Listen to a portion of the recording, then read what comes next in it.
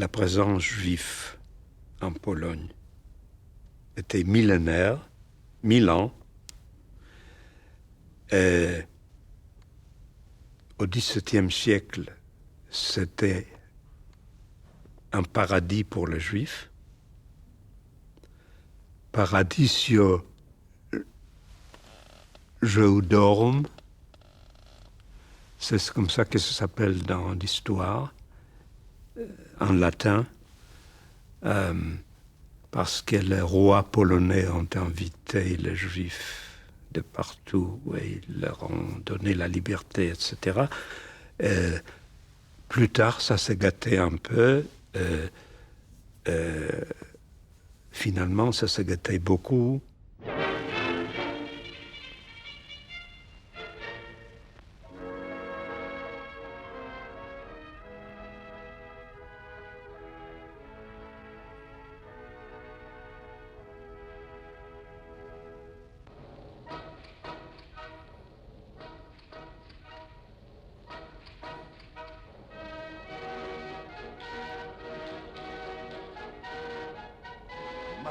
Marsz Dąbrowski, ziemię włoskie do polskiej, za twoim przewodem łączmy się narodem. Au moment de ma naissance, c'était déjà la Pologne. Et mes parents sont nés donc au même endroit quand c'était encore la Russie. Moi, je suis né en Pologne. C'était une famille moderne, totalement intégrée, mais pas assimilée. Juifs, non pratiquants, aisés. Ce n'était pas ce qu'on appelle le Städter.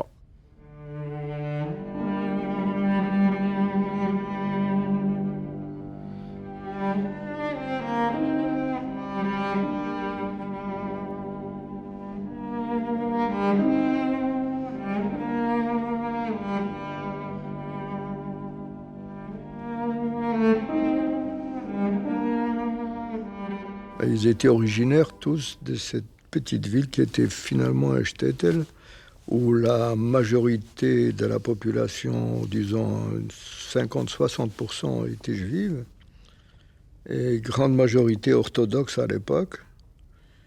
Et moi-même, je suis donc né dans la grande ville, même si la communauté juive était relativement séparée de la communauté non juive, il y avait quand même des contacts, et il y avait des échanges, il y avait ne serait-ce que des échanges commerciaux ou autres, ou même des échanges sociaux ou ailleurs, alors que dans la petite ville, ça n'existait pas.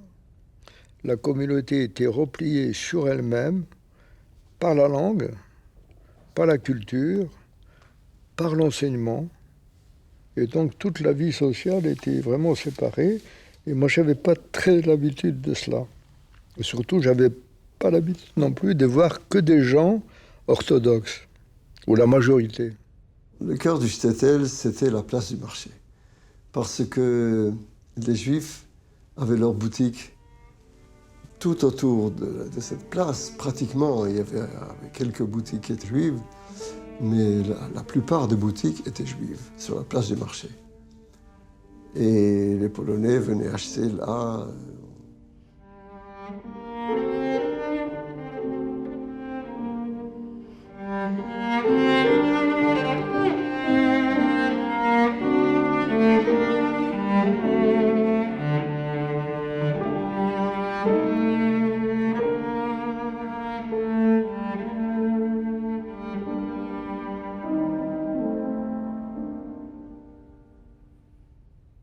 Moi, j'étais élevée chez ma grand-mère, elle était formidable. Mes grands-parents étaient très pauvres. Tout le monde travaillait, mais à l'époque, combien on gagne, c'était jamais assez. Et mon grand-père était il était religieux, mais ma grand-mère était beaucoup plus religieuse que mon grand-père. Elle était une sainte, c'était vraiment... Et tout le temps, elle faisait les prières à la maison. C'était tout La maison était très religieuse, cachère. Il y avait la vaisselle pour les laits, la vaisselle pour la viande à part. Il y avait la vaisselle pour les Pâques. Et c'était une maison traditionnelle. Alors ma grand-mère, elle a payé un rabbin qui venait 2 fois par semaine pour m'apprendre à faire les prières. Il était avec une barbe, il n'était pas trop vieux, mais il avait déjà une longue barbe. Il était fatigué ou quoi, il s'endormait toujours quand il devait Il a vu quand j'ai appris, je n'ai pas grand-chose appris, alors il s'endormait et moi j'étais très contente que je n'avais pas besoin de répéter ce que j'ai appris. Après, maintenant, je mal au cœur que ma grand-mère était obligée de payer pour rien. On mangeait cachère, oui, mais mon père, il a mis déjà de l'eau dans le vin. Mon père, ma mère, elle était plus religieuse. D'ailleurs, mon grand-père, quand il venait chez nous, il fallait qu'on soit très, très, très strict. Mais après, mes frères, quand on était plus grands, je me rappelle, on s'achetait du saucisson polonais, parce qu'on aimait bien le saucisson polonais. Mais ma mère, elle ne savait pas. C'était en cachette. Voilà la religion. Mais moi, j'étais peut-être pas plus religieux, mais par la force des choses, comme j'ai chanté à la synagogue, on m'a engagé comme choriste d'abord. Mais au bout d'un an de choriste, je suis devenu soliste. Je n'étais pas croyant, mais cette liturgie, ces chants, avaient une telle influence sur moi, parce que c'est vrai, c'est particulier. C'est un chant liturgique particulier où on exprimait toutes les douleurs. C'était très fort.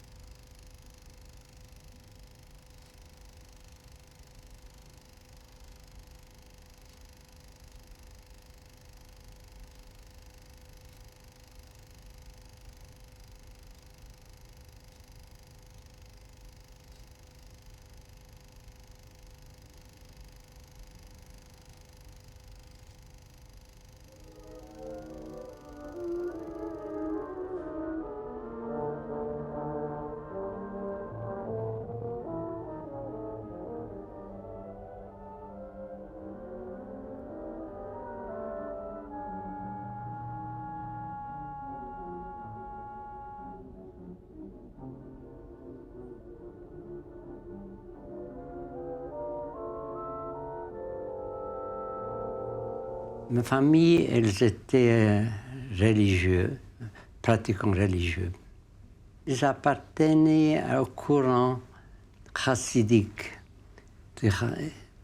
plus précisément au courant de Chassidé Gour. C'était des gens religieux, comme il y en avait d'autres courants. Distingués par le fait qu'ils avaient un chef religieux qui était devenu, par ainsi dire, leur guide. C'était notre vie, elle était comme ça.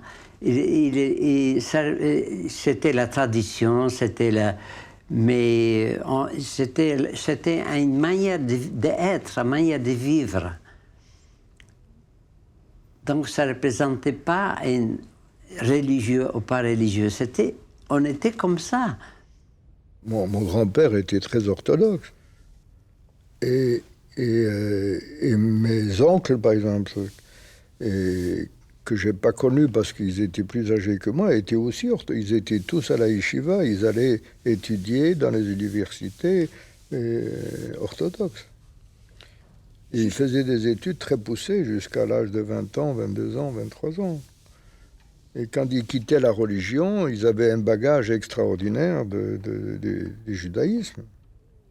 Même le médecin, le dernier, il est allé à la yeshiva jusqu'à l'âge de 19 ans, je crois. Je ne me souviens plus, mais enfin, il a décidé de faire des études non juives. Comme son père n'était pas d'accord, il fallait qu'il change ses vêtements. Et c'est ma tante qui habitait justement dans la petite ville, et ma mère qui habitait dans la grande ville. Et ma tante l'attendait au train quand il arrivait. Elle lui donnait ses habits conventionnels, il se changeait, elle gardait les autres habits, et il allait se présenter devant son père comme ça. Et puis quand il repartait, après le Shabbat, dimanche, je ne sais plus si c'était dimanche ou lundi, peu importe, elle l'accompagnait à la gare pour qu'il fasse l'inverse, et elle gardait ses habits, et voilà. Et ça s'est fait pendant 2 ans au moins, il a fait. Et mon père était artisan. Il faisait, ça s'appelle en français, piqueur de tiges. C'est-à-dire qu'il fabriquait les dessus de chaussures. Et il avait énormément du mal à joindre les deux bouts. À un moment donné, j'avais convenu avec lui quand il m'envoie faire des courses. Alors, c'est ce qui reste, la monnaie que je les garde. Pendant plusieurs années, j'ai économisé. J'ai économisé jusqu'à 35 zloty. 35 zloty, je ne peux pas chiffrer aujourd'hui, c'était pour ainsi dire une fortune. À un moment donné, mon père, qui n'avait pas de travail, en mode saison, et il se trouvait coincé par le fait qu'il devait rendre à quelqu'un de l'argent, et puis il n'avait pas cet argent-là. Alors je lui ai dit, j'ai un copain à moi, je pense que je sais qu'il a de l'argent, il va peut-être me prêter. Alors je lui ai amené les 35 zloty, je lui ai dit, ben, naturellement, c'est pour 4 semaines qu'il me les prête. Après 4 semaines, je vis mon père qui n'avait pas l'argent à me rendre. Ah, je pleurais. Mais vite, je me suis repris et brusquement, j'étais pris d'un remords considérable. Je pense qu'aucun jouet au monde qu'on peut offrir aujourd'hui à un enfant ne peut pas éprouver un si grand bonheur que moi j'ai éprouvé à ce moment-là de pouvoir avoir pu aider mon père.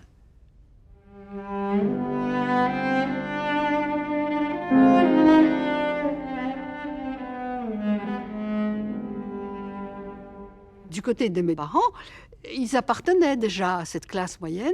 Ils n'étaient pas dans la misère comme la majorité des gens, où on vivait au jour le jour, où assurer le Shabbat, c'est-à-dire avoir une tresse, avoir du poisson, avoir du vin pour la sanctification, était un problème. La très grande majorité de la population polonaise était très pauvre. Que ce soit des juifs, que ce soit des catholiques, que ce soit d'ailleurs des orthodoxes, des Ukrainiens qui vivaient en Pologne. Hein, on parle toujours de la minorité juive, mais il y avait d'autres minorités. Il y avait des Allemands en Pologne.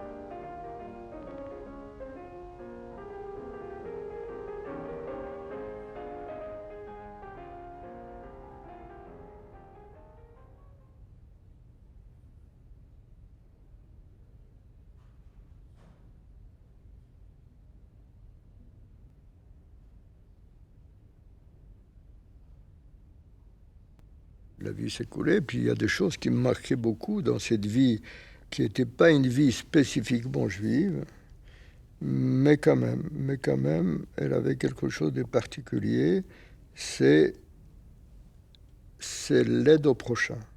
Et mon rôle était d'être à la cuisine où il y avait la porte d'entrée de la cuisine et ouvrir la porte aux pauvres qui venaient par groupe. Et ma mère m'avait donné une coupelle avec des pièces de monnaie. Il me disait, en fonction du nombre de gens qui seront là, tu donnes à chacun une pièce. Et puis la 3e ou 4e fois, j'ai remarqué que les gens qui étaient derrière, celui qui demandait était toujours un autre, n'était pas le même, mais ceux qui étaient derrière me semblait bien qu'ils étaient les mêmes têtes, même s'ils n'étaient pas au même endroit et tout. Et je protestais. Et je me souviens, ma mère qui me dit, écoute, toi, ton rôle, c'est de donner. Et les autres, s'ils te disent 5, tu donnes 5. S'ils te disent 10, tu donnes 10. Tu donnes 10 pièces pour chacun. Et t'occupe pas. Parce que même s'ils reçoivent 2 pièces ou 3 pièces chacun, comme ça, c'est tellement déjà peu. Mes parents avaient choisi pour moi une école particulière, une école pilote. C'était la première école laïque, je pense, en Pologne. Nous étions garçons et filles. Je pense que dans cette école, il n'y avait que les enfants juifs. Je ne crois pas qu'il y avait des catholiques. Nous avions pour obligation aussi dans cette école d'apporter tous les jours un grand déjeuner pour des enfants qui étaient moins favorisés que nous. Et les enfants de ces écoles venaient ramasser ces petits pains. Et si on oubliait d'amener un petit pain à l'école, on était renvoyé à la maison.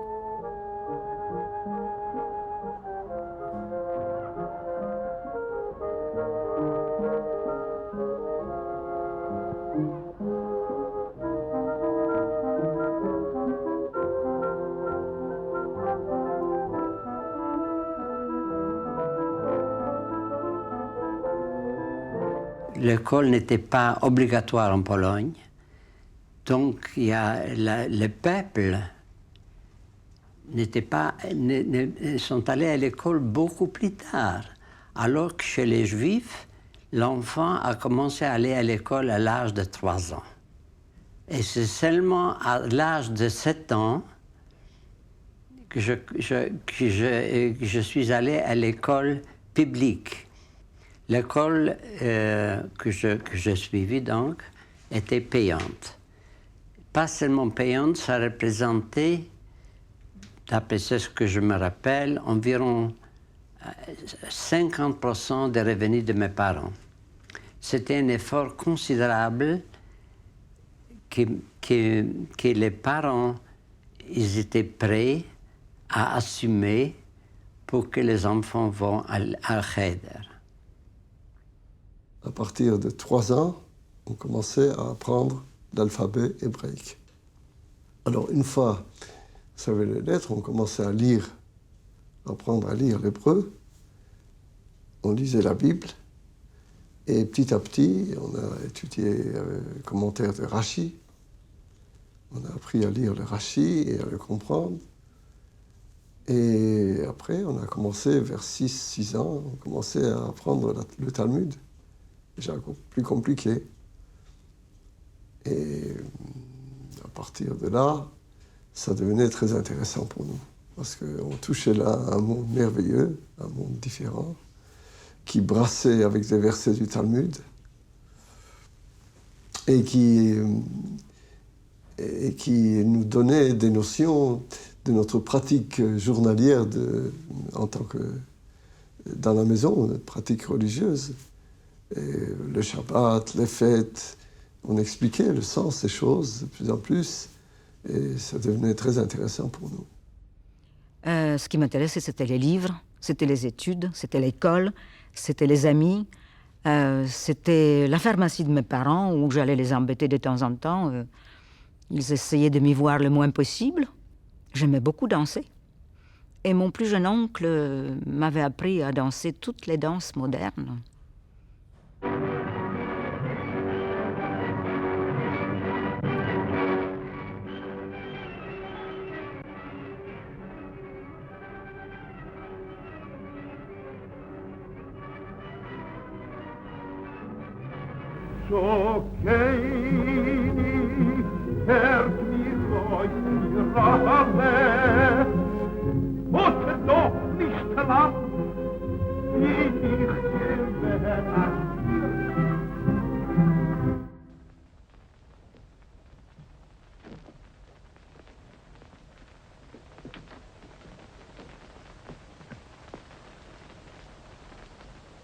In Wielerpolle, Kammeropolle, schickt man dem heiligen Reben a Flasch Ungarwein.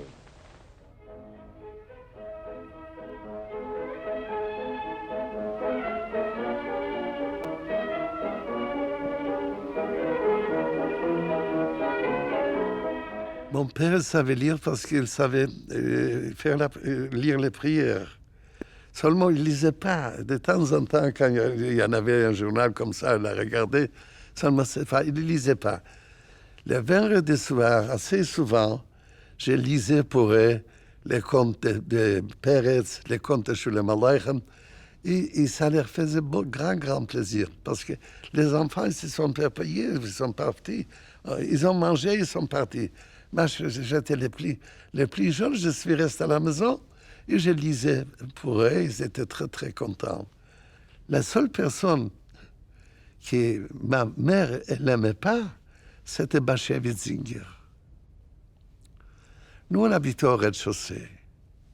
De temps en temps, et la porte, elle s'est ouverte, quelqu'un a ouvert la porte et a mis la tête et a demandé « Xilis d'où ?» Ma mère répondait « Xilis nicht du ?» Il a refermé la porte, il partait. Quand mon frère il revenait de travail ou de soirée ou ce qu'il allait, elle dit, ton copain, ton rouquin t'a appelé, il était là. Comment ça se fait qu'il ouvre la porte, il parle à moi, il ne me dit pas ni bonjour ni au revoir. Ça, c'était Bachia Witzinger. En 1935, il est parti déjà en Amérique. Son frère était un des meilleurs écrivains yiddish qui a existé. Tous ces livres-là, c'est un plaisir de lire, c'est formidable.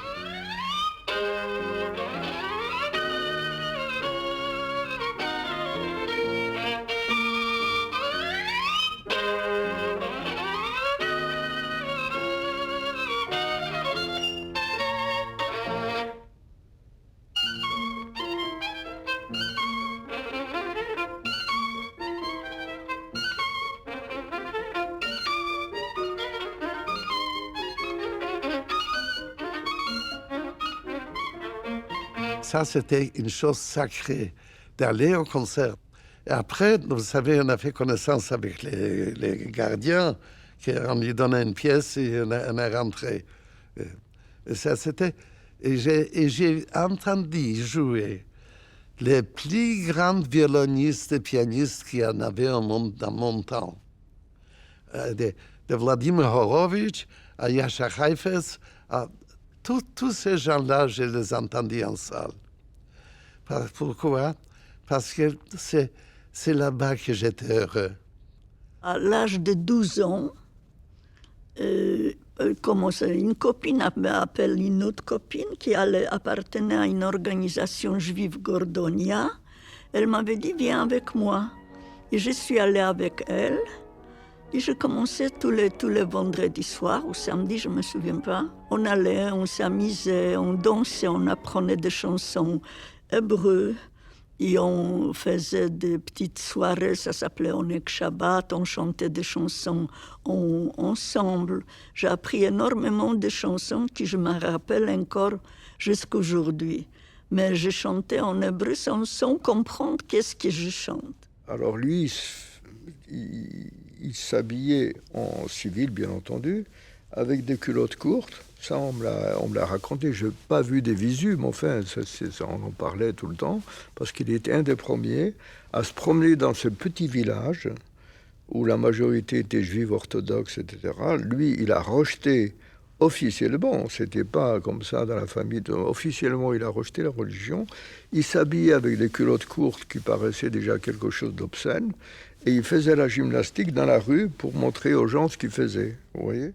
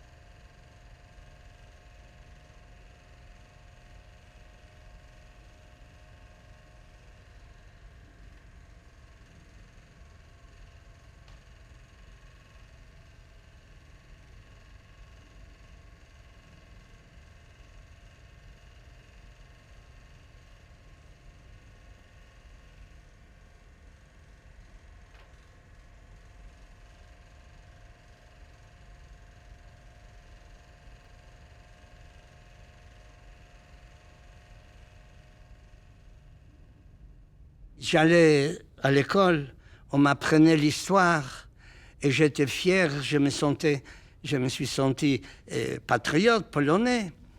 Et quand j'ai vu, il y avait un roi, Stefan Batory, ça m'est resté dans la mémoire parce que ce tableau, je le vois encore. Et il a gagné des batailles chez les Russes ou chez les Allemands, parce que la Pologne était envahie de temps en temps par les uns ou par les autres.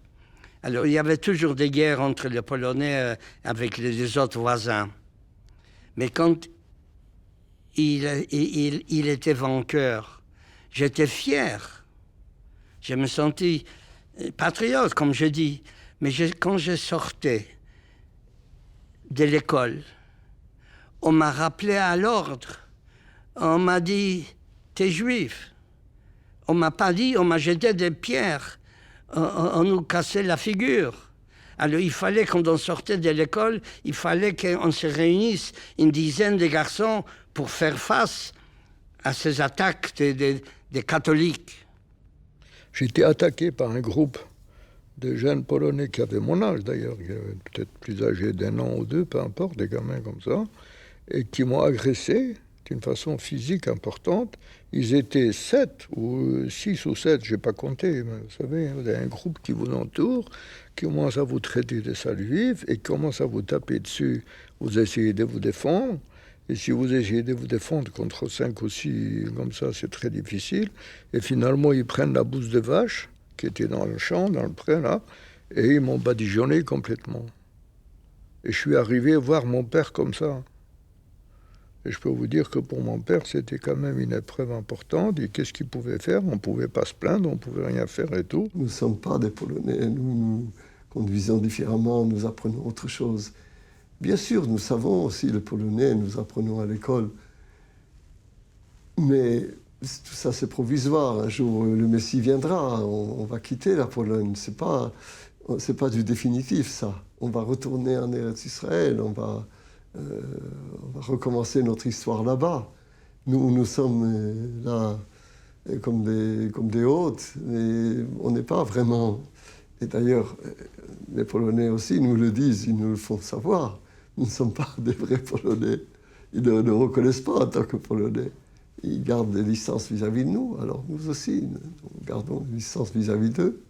Nous savons que nous sommes là à titre provisoire. Et nous avons à approfondir le sens de notre vie en tant que juifs. Nous sommes des juifs et nous sommes presque comme une nation dans une nation.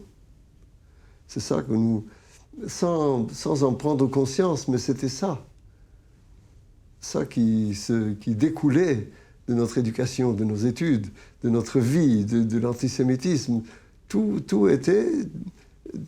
s'expliquait, si vous voulez. Il n'y avait pas quelque chose de bizarre là-dedans. Jestem obywatelem Polski, pochodzenia żydowskiego, ale jestem patriotą, z tego to nie ma mowy. Ja na pierwszym miejscu stawiam patriotyzm, a później pochodzenie.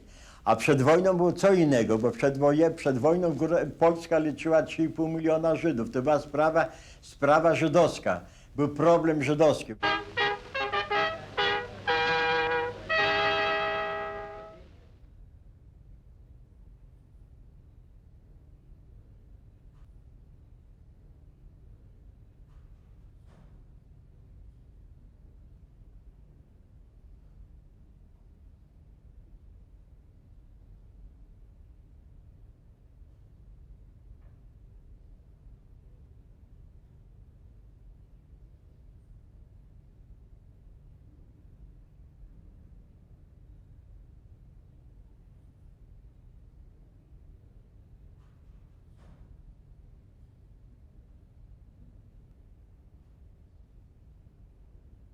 La pauvreté était tellement développée alors qu'on disait toujours hein, les Juifs, les Richards. C'est vrai, il y avait quelques-uns qui étaient des milliardaires pour l'époque.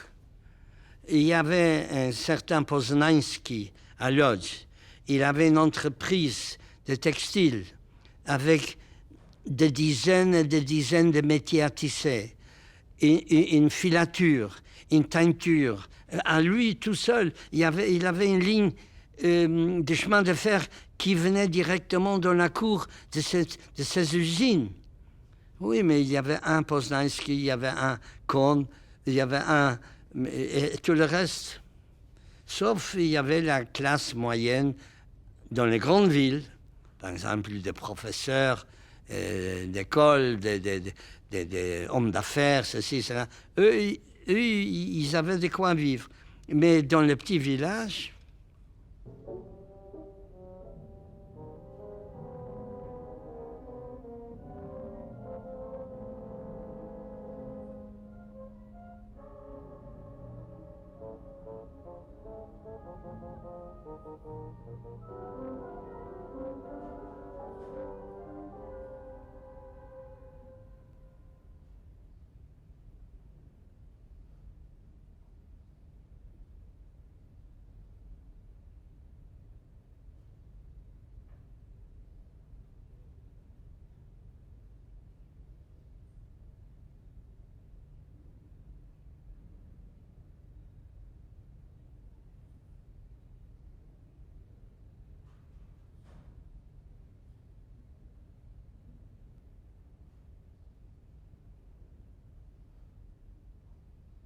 On a parlé souvent à la maison, il y avait des discussions, il y avait une petite famille, mais quand même, il y avait tous les partis dans la maison. Il était à gauche, une autre tante, elle était libérale. J'avais un autre oncle, il était très à droite. Il était de Jabotinsky organisation. Et ma plus jeune, la tante la plus jeune, ça veut dire elle avait 7 ans plus de moi, elle travaillait déjà et elle était très, très, très à gauche. Elle avait déjà des livres fermés à clé, qu'il ne fallait pas que je regarde, que je touche et tout ça. Et aller aux réunions, je savais qu'elle appartenait elle faisait des grèves, elle manifestait. Le 1er mai, on n'avait pas le droit de manifester et elle sortait pour manifestation. Quand je suis rentré dans le SKIF, là, dans le mouvement des jeunes, le Bund, c'était une organisation socialiste juive. Il y en avait une partie polonais socialiste, il y en avait une partie Bund, qui étaient des socialistes juifs. La première fois quand je suis sorti de ma Varsovie, je suis allé pour un camp de SKIF, là-bas j'ai fait connaissance de tous ces camarades que j'avais toute ma vie. C'était quelque chose, on s'était liés c'était le plus près que la famille.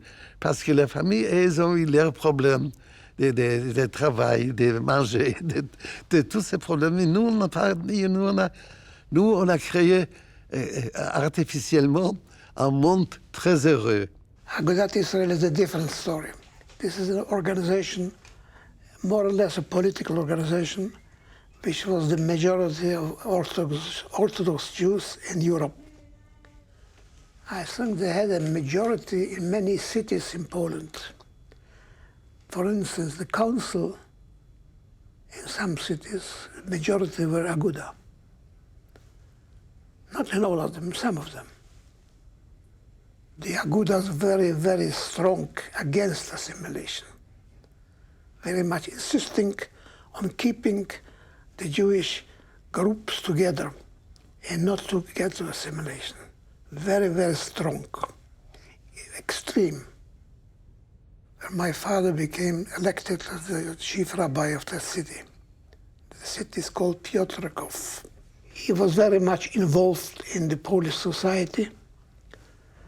There was celebration, for instance, 3rd of May was Polish celebration. Every time that the synagogue, great synagogue, there was a big celebration.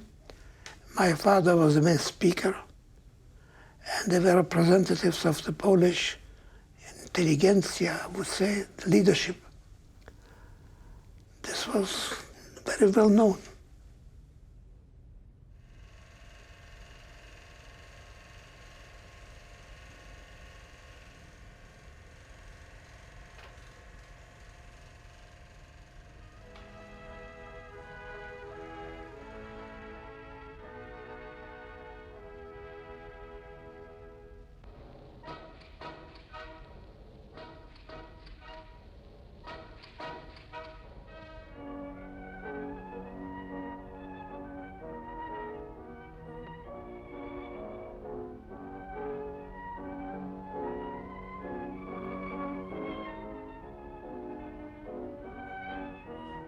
En Pologne, entre les deux guerres, la jeunesse juive était très politisée.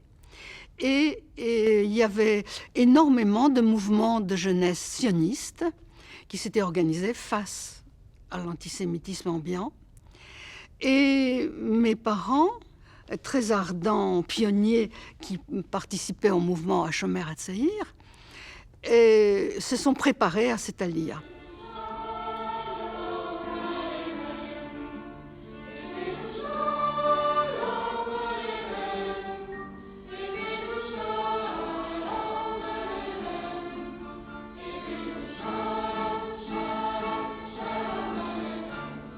Arrivés en ce qui était la Palestine à l'époque, et ils ont été très étonnés de trouver une population. Ils pensaient arriver dans un désert entièrement. Ils ont eu une vie de travail et une vie très difficile parce que le climat ne correspondait pas à celui de la Pologne. Il fait très très chaud. On se nourrissait très mal.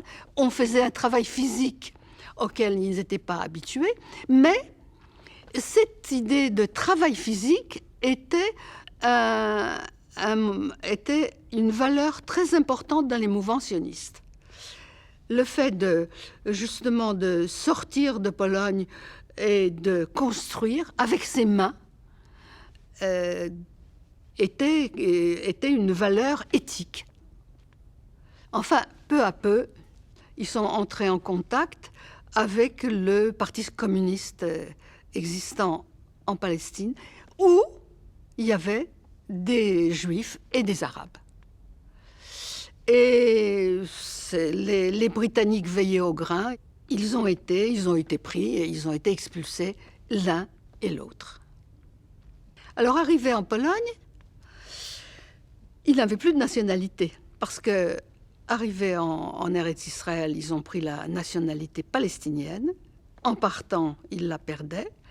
Et arrivé en Pologne, pour redevenir citoyen polonais, mon père a fait son service militaire.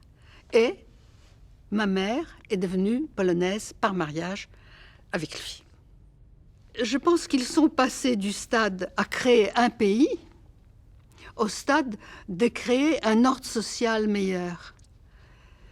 Donc, ils étaient communistes, ils continuaient à être communistes en Pologne. Mes parents ne parlaient pas d'une émigration d'aller en Israël, mais ils estimaient que c'était quelque chose de nécessaire pour les Juifs qui avaient envie d'y aller, qui avaient le besoin de construire ce pays, et c'était quelque chose qu'ils respectaient énormément. On était passionnistes. On croyait qu'il fallait attendre l'arrivée du Messie. Et que... ils savaient que tous ceux qui étaient sionistes, à part une minorité religieuse, les Mizrahi, les autres, c'était pas religieux. Ils ont coupé avec la religion. Tout ça, ça se savait. Et alors, les rabbins n'étaient pas sionistes. Les rabbins sionistes, non. Les rabbins chassidiques non plus. Ils étaient pas sionistes. Ils pensaient que il y a un verset dans le Cantique des Cantiques qui était répété.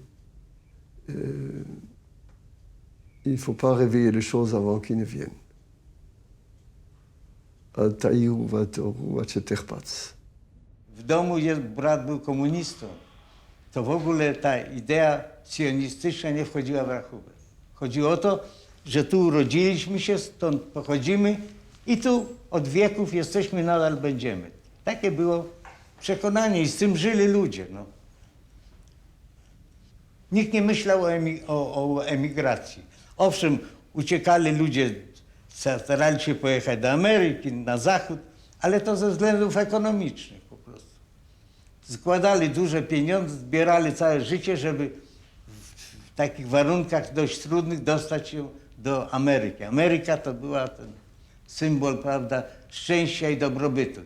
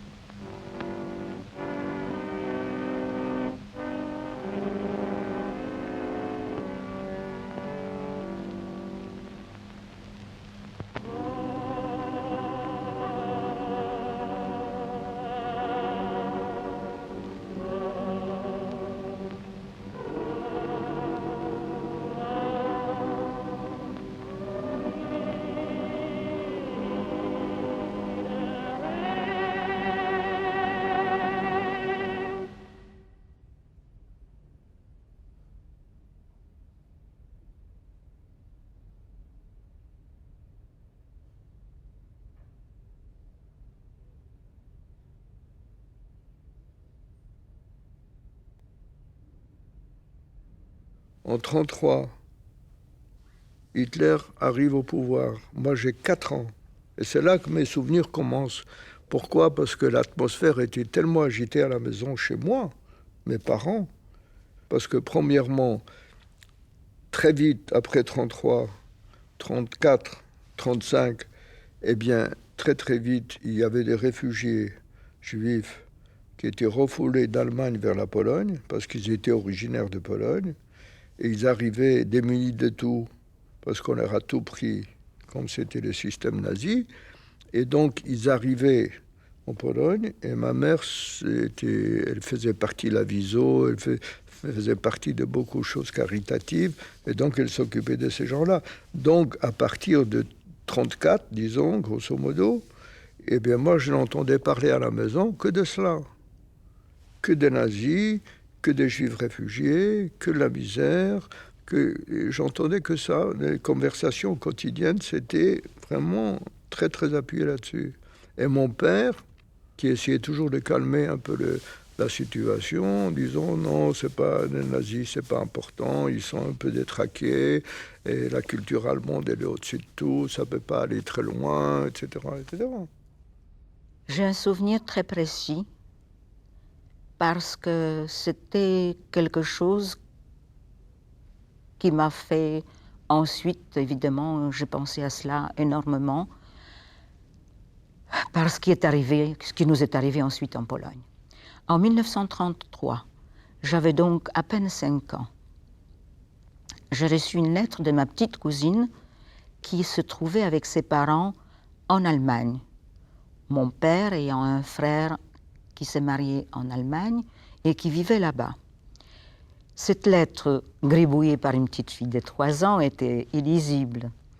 Mais sa mère nous l'a traduit en indiquant que ma petite cousine voulait me dire qu'ils sont obligés de quitter l'Allemagne parce que Hitler a voulu arracher la cravate et les yeux de son père. Alors évidemment, ils ont quitté l'Allemagne et ils sont passés par la Pologne pour aller ensuite à Paris. Je me souviens bien de leur passage en Pologne.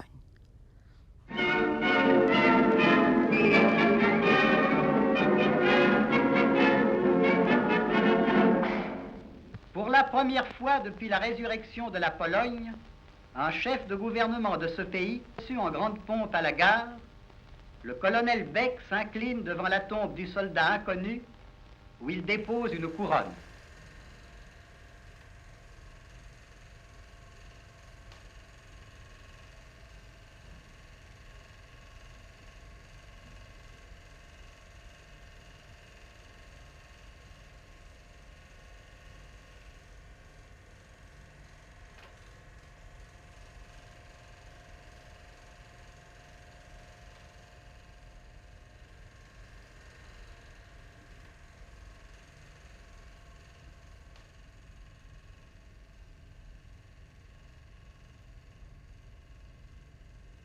On savait que le maréchal Piłsudski n'était pas tellement antisémite. Parce que quand on avait un professeur dans l'école polonaise qui était juif et qui faisait partie de la légion du maréchal Piłsudski. C'est à titre, grâce à ça, qu'il a pu obtenir la place d'un professeur à l'école polonaise. Alors lui, naturellement, il se conduisait comme un Polonais. Il ne parlait pas le yiddish, il parlait le polonais.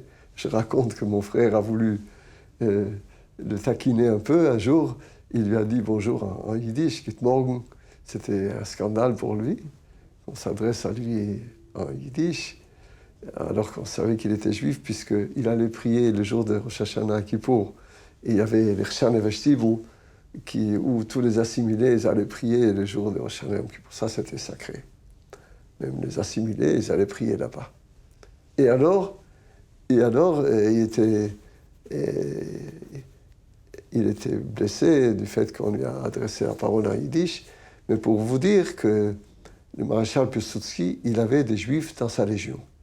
Et le maréchal Piłsudski était, d'une certaine manière, était vénéré par les juifs, parce qu'il n'était pas antisémite. Son successeur, le maréchal Schmigorits, lui, c'était un antisémite.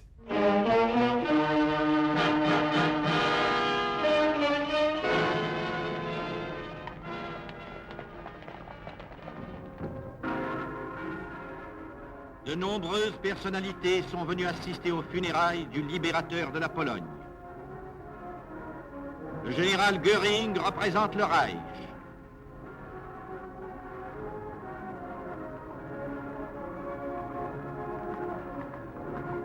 M. Pierre Laval et le maréchal Pétain représentent la France.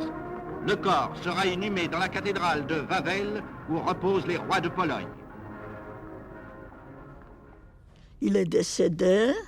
Là, comme tout le monde a pleuré, j'ai aussi pleuré. Sans savoir, parce que tout le monde a pleuré, on avait des brassards, on portait des deuils après lui. Tout le monde, tous les enfants, et tout le monde pleurait que le président il est décédé. Mais autrement, je n'avais pas du tout le sentiment patriotisme ou non. Les étudiants, pour le peu d'étudiants juifs qui étaient acceptés dans les universités, certains étudiants catholiques, extrémistes, qui appartenaient à une droite très dure, très antisémite polonaise, eh bien, ils exigeaient que les Polonais soient séparés des Juifs et donc que les Juifs occupent des bancs particuliers, séparés de leurs concitoyens polonais. Et donc, on les a appelés les bancs de la honte. Et là, il y a eu des manifestations énormes, justement, des étudiants juifs. Il y avait même un magasin de boissons alcoolisées dans notre rue qui avait un écriteau interdit, entrée interdite aux Juifs. Et ça, je ne suis pas sûr, je crois que ça n'avait aussi, que c'était marqué aussi aux chiens aussi, mais je ne suis pas sûr. Il y avait aussi un écrit, il y avait un large bandeau, un placard d'environ à demi-mètre de large sur toute la largeur de la rue, que 2 semaines sans Juifs. Il y avait une grande campagne de ne pas acheter chez les Juifs.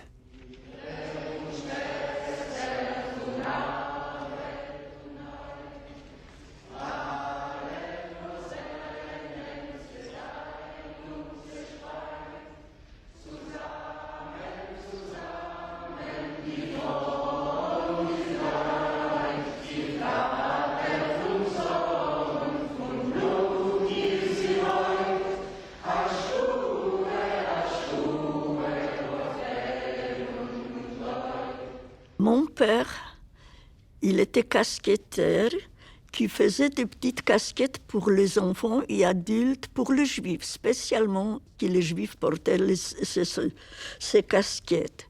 Il travaillait et sa machine était devant la fenêtre. Notre fenêtre sortait dans la rue et très souvent en Pologne, il y avait, parce qu'à Częstochowa, c'est une ville très pieuse, il y a les cathédrales, la plus grande là-bas, il faisait des pèlerinages.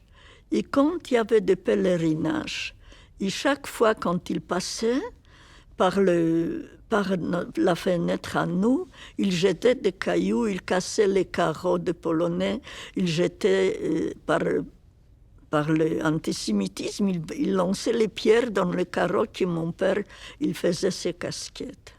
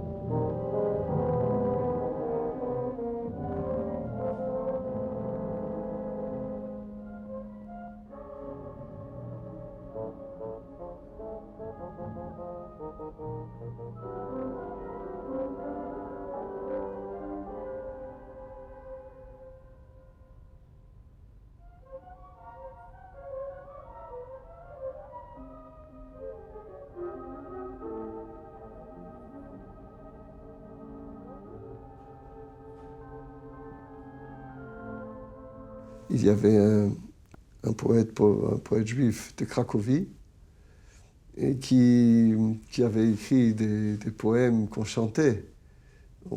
Plusieurs chants, on chantait comme gosses déjà dans les maisons, on les chantait, nos mères chantaient. On chantait beaucoup chez les Juifs en Pologne.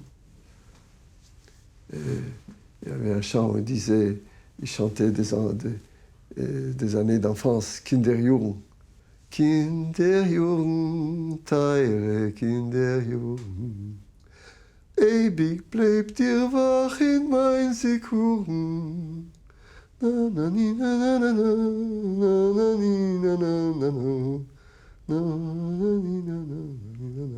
J'ai oublié les paroles, mais les airs sont restés là. Mais lui, il a écrit un poème après un pogrom dans la ville de Pschitek. Et son poème, c'était Sprint. Sprint, ieder sprint. Il y a le feu. Il pourrait arriver un moment, il disait comme ça, es kon geleden kommen der Moment, als unser Städtel mit uns zusammen sollen avec in Feuer in Flammen, in Aschenflammen, une véritable prophétie. C'est-à-dire, il décrivait la Shoah qui risquait de se produire quand il a réalisé la haine qu'il y avait après un pogrom en Pologne pchétique.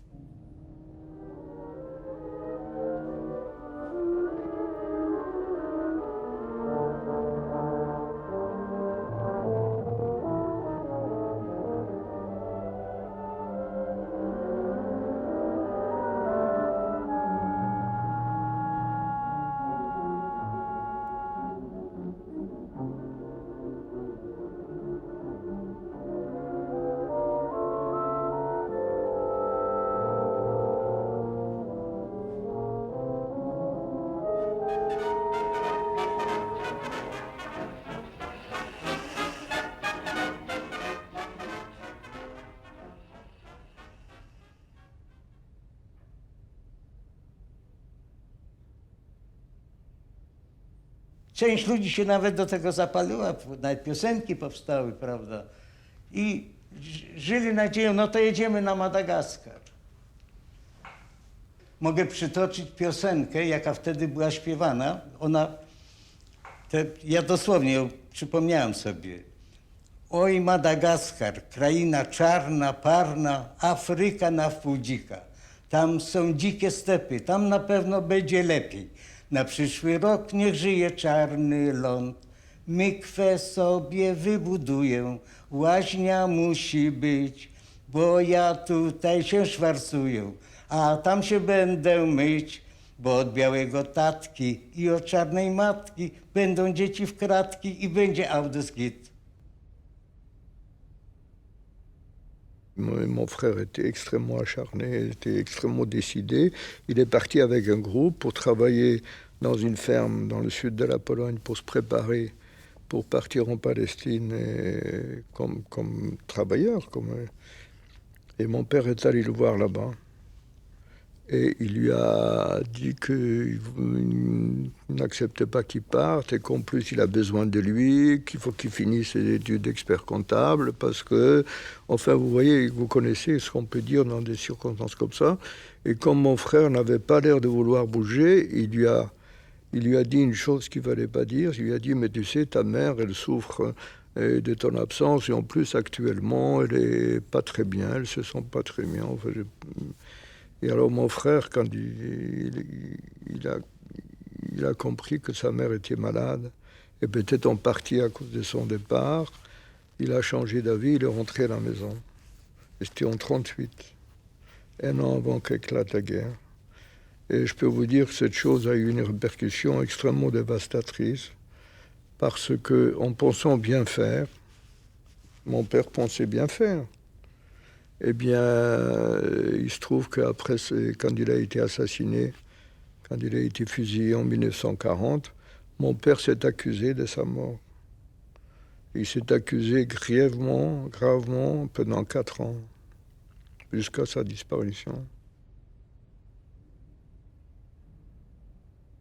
Quand Hitler a prononcé son fameux discours devant le Reichstag qu'il a fait dans le Parlement allemand, il a prononcé un discours dans lequel il a dit « Si jamais les Juifs réussissent à provoquer une guerre mondiale, ça sera la fin des Juifs en Europe. »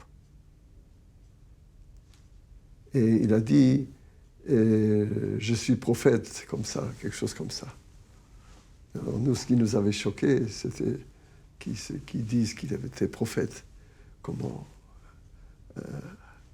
un méchant comme ça peut se targuer d'être prophète, que ça a à voir avec les prophètes d'Israël. Mais quand même, on était très secoués par ça, une menace de la destruction des Juifs d'Europe. Naturellement, d'un autre côté, les rabbins essayaient de nous encourager. Le rabbin Rav Hirschhorn, dans un de ses discours que j'ai retrouvé ici en Israël, qui était reproduit dans un journal, un discours qu'il avait prononcé, il avait comparé les Juifs un etrog. Le etrog, c'est le cédra que nous prenons à la fête de Sukkot, fête des tabernacles. Et le etrog, il a cette caractéristique qu'il vit sur un arbre pendant plus d'une année. Alors donc, il passe l'hiver, il passe l'automne, les vents, et il résiste. Alors, il a pris ça comme exemple du peuple juif. Malgré tout ce qui peut arriver, mais nous résistons, nous sommes forts. Voilà. Alors, ça nous a soutenus, mais quand même, on était inquiets de la situation. Le général Göring, président du Conseil de Prusse, est venu en Pologne pour chasser le loup et le lynx.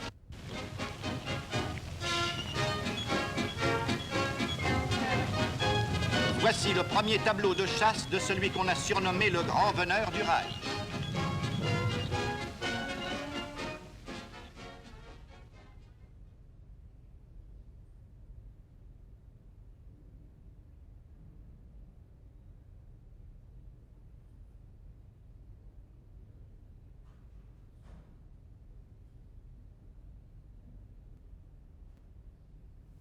Ma mère voulait qu'on parte. Mon père était réticent. Ce n'était pas un homme qui voulait abandonner tout ce que sa famille a construit dans cette ville. Et lui, il disait que attendons, ça va se calmer.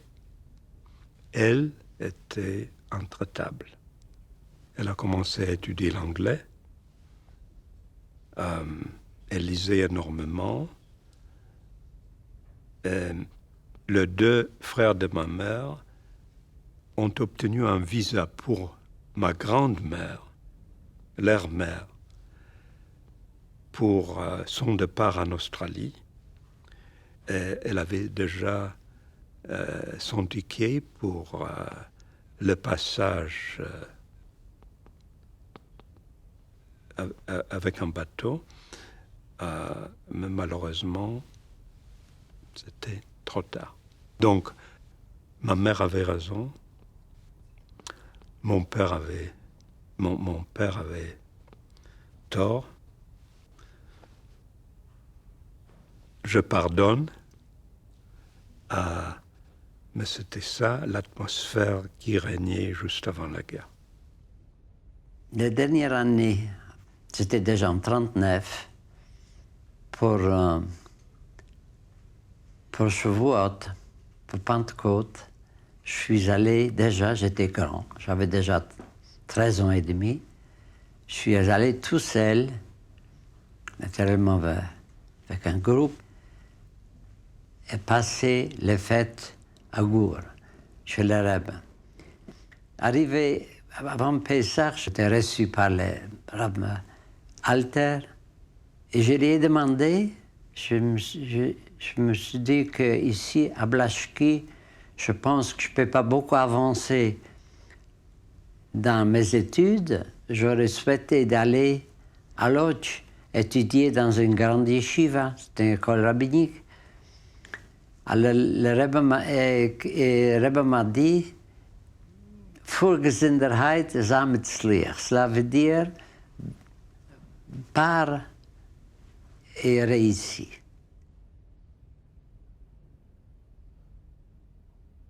Je voulais devenir un cantor. Cantor, ça veut dire en hébreu chazan. Un cantor qui chante à la synagogue les prières liturgiques, la liturgie en hébreu, évidemment. Et je m'étais destiné pour ça. S'il n'y avait pas la guerre, je ne sais pas, je ne peux même pas expliquer. C'est pas la religion, mais c'était cette sensation du chant avec le cœur.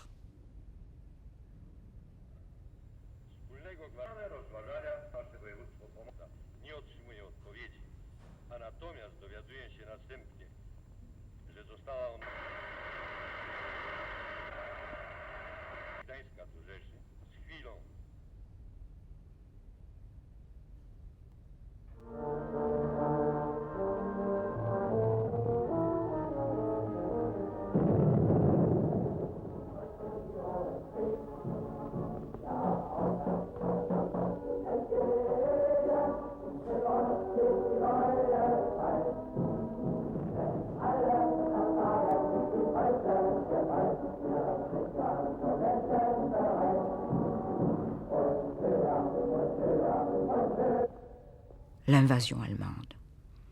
L'invasion allemande, où malheureusement, quelques Polonais qui étaient d'origine allemande, s'appelaient de Volksdeutsch, étaient là avec des fleurs même. Quand il y avait des défilés dans la rue principale de Lodz, quand les Allemands sont rentrés, ces hommes étaient contents. Alors que nous, pour nous, mes parents, d'après ce que j'ai compris tout de suite, quelque chose de grave allait se passer, quelque chose un changement de vie qu'ils pressentaient, et ils étaient très tristes. Très vite, les événements leur ont donné raison, malheureusement. Dès que les Allemands sont entrés dans la ville de Lodz, ils ont pris des mesures anti-juives. Première chose, tous les Juifs doivent porter des étoiles. 2 étoiles, une devant, une dans le dos, pour qu'on reconnaisse un Juif même de dos. La deuxième mesure, défense absolue de traverser la rue principale de la ville. Cette rue, qui s'appelait la rue Piotrkowska, coupait pratiquement la ville en 2. De cette sorte, on ne pouvait même pas aller voir nos parents, nos grands-parents, notre grand-mère, qui habitait de l'autre côté de cette rue. Et ma famille aussi, mes grands-parents, mes tantes, mes oncles, tout le monde a décidé de partir chez ma mère à Częstochowa.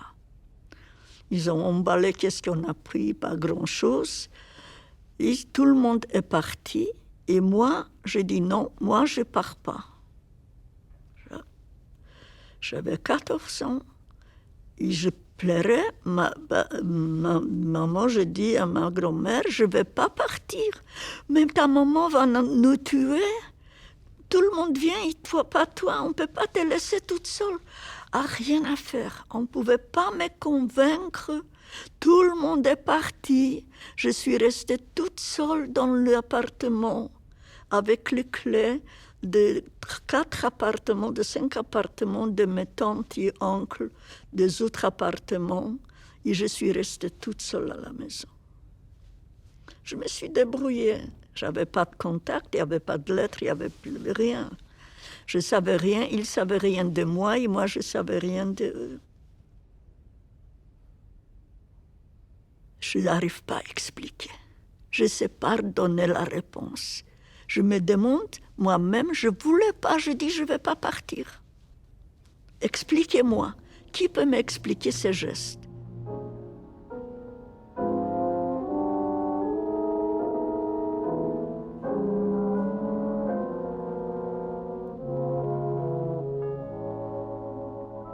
Bo teściowa do mnie tak mówiła, słuchaj, a wtedy jeszcze do mnie mówiła Abramek, słuchaj, przecież ja pomogę ci, ale ty, jak mam 3 córki, jest, mówi, Wanda, Janka i Basia. Jak, mówi, masz, jak przeżyjesz wojnę, to masz ożenić którąś z moich córek. Więc ja powiedziałem, pani Wasilewska, nie ma żadnego problemu, jeżeli ja przeżyję wojnę, jak najbardziej. Ale przecież, mówi, ja jestem Żydem, a przecież to jest, no mówi, to jej to nie przeszkadza. I jej matka bardzo mi pomogła, bo ona pojechała ze mną do księdza właśnie do Oszecka i ksiądz mi wydał tą metrykę urodzenia. To jest pieśń na Rosh Hashonah, czyli wtedy prosimy Boga i Pan Bóg wtedy naznacza sobie, kto ma żyć, kto w ogóle jest zgodny życia i kto nie. A w Jom Kippur to jest tak. Ve'yal kol Yisrael selach loni mechaleloni kaperloni. Wybacz mi, Panie Boże, za moje grzechy, za mój nietakt. Ma mère était une femme intelligente, mais qui, au moment où nous avions des valises, des petites valises, des objets de première nécessité. À ce moment-là, cette femme intelligente a mis dans cette valise mes notes de classe. À quoi pensait-elle? Elle ne savait pas ce qui allait nous arriver. Personne ne pouvait soupçonner, ne pouvait imaginer ce qui allait arriver. Encore aujourd'hui, quand je ferme les yeux, je me demande quelquefois, est-ce que j'ai vraiment vécu tout ça? Est-ce que j'ai vraiment survécu à tout ça? Est-ce que c'est vraiment arrivé? Est-ce que c'est pas un cauchemar dont je veux me réveiller, là, tout d'un coup? Eh bien non. Je sais que ça existait. Quand j'avais peut-être 7 ou 8 ans, mon père m'a demandé d'aller faire une course pour lui dans une rue de l'autre côté de notre propriété. C'était déjà au soir. Et je lui ai dit, est-ce que je ne peux pas le faire demain matin? Il a dit, non, je préfère que tu le fasses maintenant. Et il a compris que j'avais peur du noir. Ce n'était pas seulement des fantômes, mais vous savez, il y avait un peu d'antisémitisme, le garçon polonais, etc. Donc finalement, il a décidé de me contraindre d'aller le faire maintenant. Après le dîner, il m'a pris par la main et nous sommes allés de l'autre côté de la propriété. Et ensuite, il a dit, je te laisse ici et tu vas rentrer à la maison seul. Et il est parti. Et moi, j'étais là et je lui disais, papa, tu es encore là? Et il m'a dit oui, 1 ou 2 fois, et la 3e fois, pas de réponse. Alors, j'ai essayé de chercher le moyen de revenir à la maison. Mais ce refrain, papa, tu es toujours là, papa, tu es toujours là, et cette expérience m'a beaucoup aidé plus tard, quand il n'était plus là. Parce que quand je suis arrivé à la maison, il m'a dit, tu vois Moula, c'était mon nom diminutif, Samuel Moula. Il n'y a pas de fantôme dans le noir. Il n'a pas de qui avoir peur. Si il savait seulement ce qui m'attendait dans les années devant nous. Donc, c'était une bonne leçon. J'ai appris de ne pas avoir peur. Et j'ai vécu avec ce refrain dans le camp, « Papa, es-tu toujours là ?» J'étais un enfant très aimé. Et ça, mon père le dit dans ses lettres. Dans ses lettres, il dit que je suis la plus belle, que je suis la plus indépendante, la plus intelligente, enfin tout. Voilà, comme un père peut parler d'une... Eh bien, je dois vous dire que parce que ces lettres ont été écrites en yiddish, lorsque on m'a traduit ces lettres, parce que moi je ne suis pas très forte en yiddish, eh bien le fait d'avoir appris ça, ça m'a fait du bien. Qu'il puisse écrire comme ça prouve à quel point il m'aimait. Je me souviens qu'il y avait l'anniversaire de ma mère, la date d'anniversaire de ma mère, et mon frère voulait lui faire une surprise. Et à l'époque, il y avait la radio, et on pouvait commander des chansons, etc. Et puis les speakers de la radio disaient, voilà, pour Madame Intel qui a son anniversaire, etc., de la part de son fils. Et puis on était tous là, parce que lui, il savait que ça allait passer, il savait. Donc il a fait en sorte que ma mère soit là et que nous, on soit là aussi, parce que c'était une espèce de fête de famille. Et vraiment, on annonce cette chanson, et mon frère a pris sa mère dans les bras, et ils ont dansé tous les deux. Et quand je pense au bonheur de ma mère, à ce moment-là, quand elle était avec son fils, en train de danser, son bonheur transperçait son visage, et je l'ai encore aujourd'hui. Et l'air de la chanson qui s'appelait « Famille Bestouchen », pour moi, tu es belle, c'était cette chose.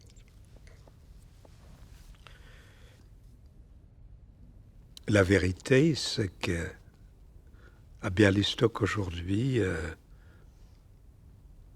pour les Juifs, tout ce qui reste, c'est un immense cimetière sans tombe.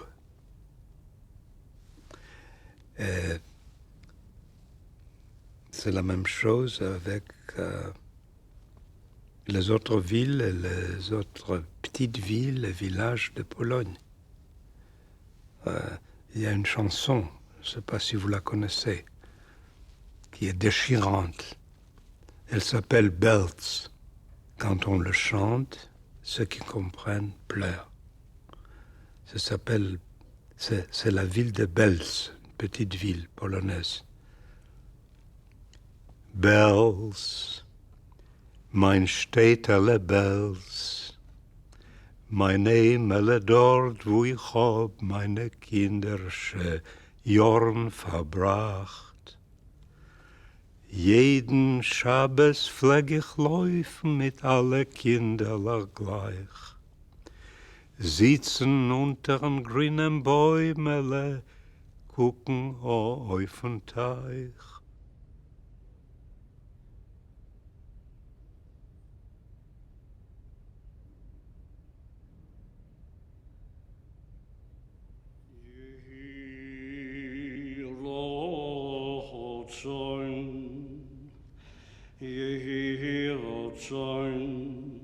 Mit Vormecho, Adoi Shem, Eloheinu, Veloheinu, Avoi Yisraelu. Yehi ratzon milfonecho, milfonecho.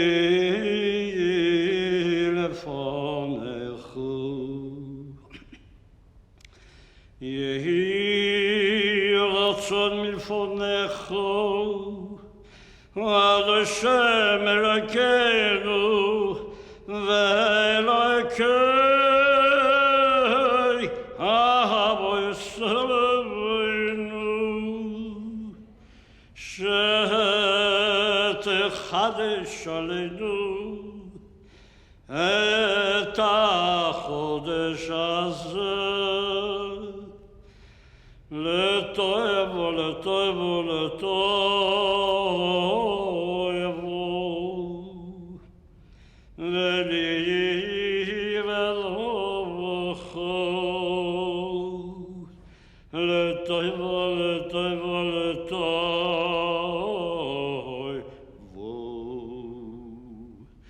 leliv elocho. Oy vatiten lanu,